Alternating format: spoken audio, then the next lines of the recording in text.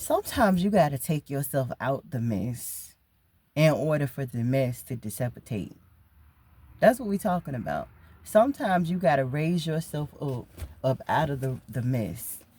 God is always going to make his two steps after you make the first one.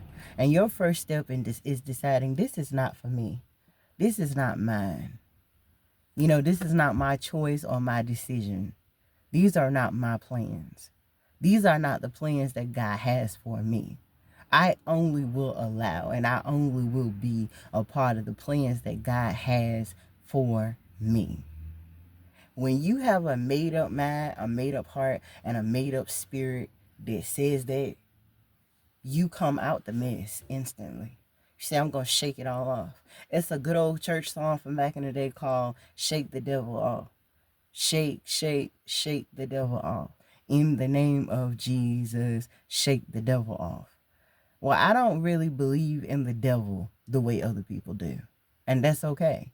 But whether you believe in the devil, low vibrational energy, karma, whichever one it is that you believe is real. When you shake that stuff up off of you, when you get up out of that mess and you allow yourself to be washed off, you get you a good snack or whatever it is you have to eat. You get you a clean bath, however it is you have the means to wash up. And you lay and rest your head down wherever you have the opportunity and the place in order to lay your head down. And you literally allow yourself to rest. It was a beautiful gospel singer that had said it in one of her interviews some years ago. Jessica Reedy, that's her name. Her name is Jessica Reedy. And she was telling about her testimony story she had just came out of.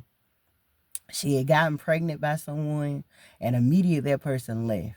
Her family, friends, anybody, everybody she probably came to depend on during those times and moments, they all fell away. And worst of all, even her body began to betray her.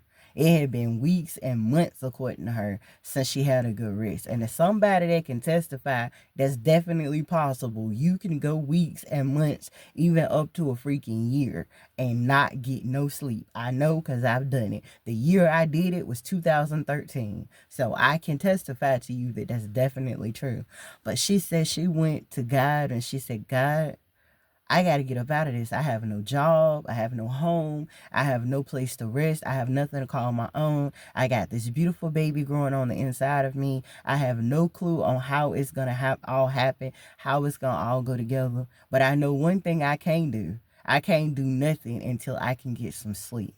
So she was like, Lord, if you let me get some sleep, I don't know where to go or what to do. But one thing I know I will do is every day that the church doors is open, I'm going to just go sit there until you speak to me, until you speak to this mess, until you speak to these circumstances and these situations. And she said the next day she had a very close-knit relationship one way or another with a pastor or a preacher was of the church that she attended. She said she got up and that day and every day, and she just went into the church and sat in the pew. She said she just stayed silent. She just sat there every day. Could you imagine doing it? You're pregnant, probably hungry, sleepy, tired, hopefully not sleepy, because God gave her back the gift of being able to sleep and get some rest. But every day dedicating yourself enough to go to sit in the church. Well, my situation wasn't exactly like hers when I took the same route, but I did the same thing in 2000, I want to say 2011, 2012. I did the same thing. Every single time, like I had turned my back on God at that time, y'all. Not ashamed of saying it. It's my truth and I stand on it. But because of a miscommunication, misunderstanding, and misalignment between me and him, he had given himself to me. He had opened up my gifts and all that good stuff. But I was angry at God.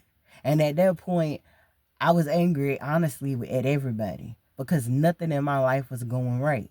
No relationship, friendship, not even a connection with my mom. And she was my mom, my best friend, my sister, and in some ways was about to become my daughter.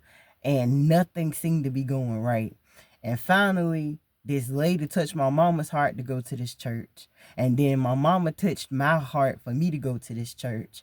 And so from the first day I went to the church all the way through my process of going to that specific church, I went there every day. I don't mean every Sunday. I mean every day that the doors open, I was there. They had noon prayer every day. I caught a ride and I got there. They had classes. I went to it. Whether it was at the pastor, the apostle, and the pastor's church, I mean house or church, because it was an apostle, which was the man, and it was a pastor, which was his wife. I was there. I looked everywhere around my house. I took every pen that I could, I'm not pen, every penny I could find to throw into the collection plate. But the intention was saying, with my words as well as with my actions, God, please forgive me. Clean my heart, cleanse out my heart, renew me, get me out of this mess I found myself in. I have no idea how I even got into this mess, but I know I'm ready to get up out of it. And I was there every Sunday. I was there every Saturday, every Friday, every Thursday, every Monday, every Tuesday, every 7 days I was there. And God slowly but surely not only revealed all of his gifts and all of his bounty that he had for me at that time in my life, but he turned my whole situation around, got me out of where I was living to another place.